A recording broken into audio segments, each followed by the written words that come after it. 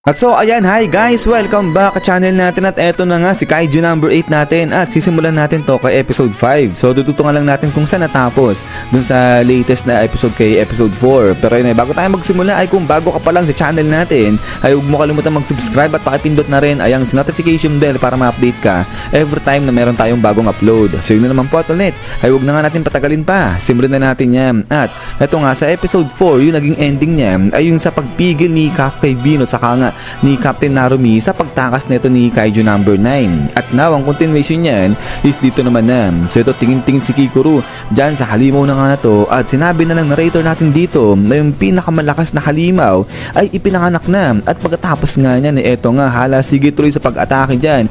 Ito si Kafka at saka nga ito si Narumi dyan kay Kaiju number 9. Pero dito sa kabilang banda ay ito nga iyak na ito si Kikuru. Sabi niya nga dyan nasa harapan niya na yung kalaban ng kanyang tatay pero wala na naman siyang magawa. At din pagkatapos nga niyan ay dito makikita na talagang struggle dyan itong si Kaiju number 8 saka nga itong si Narumi talagang nahihirapan sila laban kay Kaiju number 9. But then ay ito nga biglang sabi nga ngayon dito ni Hibino habang paatake itong si Kaiju number 9 na kahit nga raw nagtutulungan silang dalawa nito ng kanyang kapitan ay bam!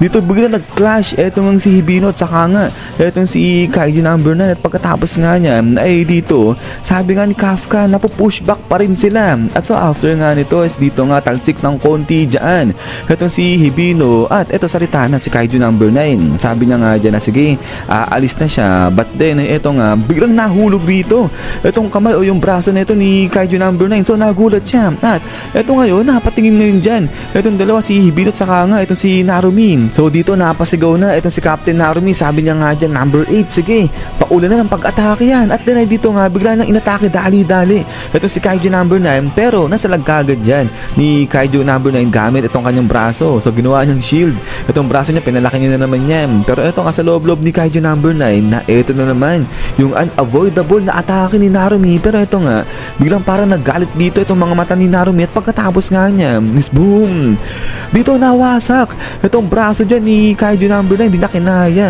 yung pwersa ni Narumi. At ito nga sabi dito ni Kaiju number 9 na ito na lumalabas na nga yung mga senyalis na kung saan nare-reject siya ng katawan na nakuha niya dahil pine-prevent nga siya niyan na patibayin at patigasin itong kanyang katawan.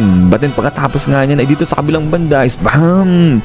Itong si Hibino binanatan niya pa sa may tagiliran itong si Kaiju number 9 at ito nga sobrang lakas ng suntok ni Hibino dyan. Ito labas yung ribs dito ni Kaiju number 9. At so ito tingin ngayon itong halimaw na to kay Hibino pero ito nga si Kafka talagang gigil na gigil, galit na galit siya dyan kay Kaiju number 9. At ito naalala niya kasi itong itsura nga dito ni Kikuru. So talagang kawawa ito si Kikuru, iyak na iyak siya, hindi na nga siya makagalaw dyan. So dito naalala ni Hibino na gustong gusto nga ni Kikuru na ma-acknowledge siya nung kanyang ama kaya nga siya nag-work hard. Tapos sabay ayan kung kailan in-acknowledge na ng kanyang ama ito si Kikuru sabay bigla naman pinatay ni Kaiju number 9 ayan si Isaw. So kaya galit na galit dyan itong si Kafka. So kaya nga rito sigaw na ito si Kafka at ito nga nag-iiyak na siya yan. Sabi niya nga dyan di niya hayaan na makatakas itong si Kaiju number 9 dahil napaka-unfair nga raw niyan. At sa pagkatapos nga nito ay dito nga biglang suntok na ng pagkalakas-lakas itong si Kafka. At ito nga ngayon sa pool dyan itong si number 9. So dito di ko ma-picture out kung ano itsura, kung ano nangyari dyan nga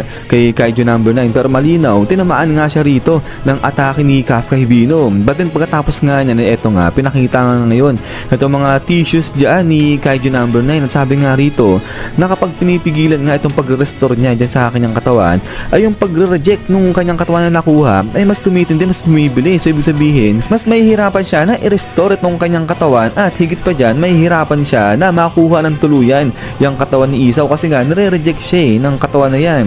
But then eto nga paatake pa dyan itong si Kafka, hindi pa siya tapos pero habang paatake ito si Hibino sabi nga dyan ni Kaiju number 9 na sabi niya na nga ba hindi siya nagkakamali kasi kung meron nga raw na magiging hadlang sa kanya ay eto ay walang iba kundi ayang si number 8. At so pagkatapos nga niya eto nga parang nagkukulaps na rito itong katawan dito ni Kaiju number 9 at pagkatapos nga niya ay eto nga yung sigaw na itong si Narumi. Sabi niya nga dyan sige isa pang push sabi niya ganyan. At so pagkatapos nga niya eto nga nung paatake na yung dalawa biglang salita itong si number 9. Sabi niya nga dyan ikinalulungkot niya pero hindi siya magagawang pigilan itong dalawa na to. At eto nga biglang nagliwanag dyan itong si Kaiju number 9 sabay biglang sabi niya nga nga rito sa dalawa na eto na yung katapusan nila. At pagkatapos nga niyan is boom, dito nakikidlat-kidlat na nga. So parang nag-discharge dito etong si Kaiju number 9. At eto nga, ang pangit ng pwesto ni Narumi saka ni Kafka. So napakalapit nila sa ginawa nga rito na pag-discharge nito ni Kaiju number 9. At so pagkatapos nga niyan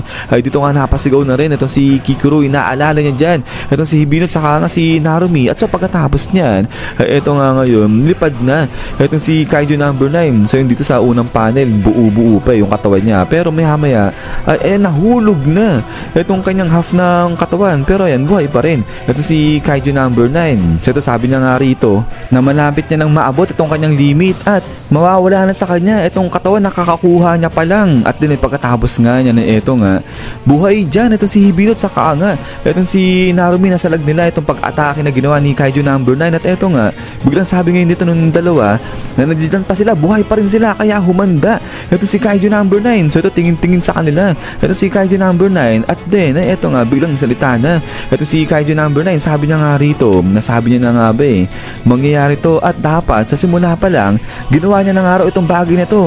So ito tingin-tingin ngayon si Hibino dyan kay Kaiju number 9. Hindi niya alam kung ano yung ibig sabihin dito ni Kaiju number 9. But then ay suddenly ay ito nga ngayon, bigla nang hinati ulit itong kanyang katawan. So yun, naging dalawa ulit rito ito si Kaiju number 9. Ito nga, napatingin na ito si Narumi. So dito ay parang may lalabas nga na parang laser ba o parang power bomb itong si Kaiju number 9 dyan sa kanyang bibig. At pagkatapos nga niyan ay ito ang tatargetin niya si Kikuro pati na. Ito yung parang assistant ni Isao, yung tumutulong sa kanya sa pakikipaglaban dyan kay Kaiju number 9. At so pagkatapos nga niyan ay ito nga, dali-dali kilos dyan ito si Hibino at saka nga ito si Narumi. Ililigtas nila yung dalawa. But then ito nga, biglang atake na dyan ito si Kaiju number 9. Tinira niya na yung dalawa. At pagkatapos nga niya ay salita na ito si Kaiju number 9 habang ito nga naka-appear na dyan ito yung sa may part ng mukha ni Isao. Sabi niya nga rito na masyadong mababait yung mga human kasi hindi nga raw nila magawang ma-abandon yung mga taong nasa harapan nila. At din ito nga ngayon, biglang yung mukha dito ni Kaiju number 9 naging totally mukha na ni Isao. At ito nga, tingin siya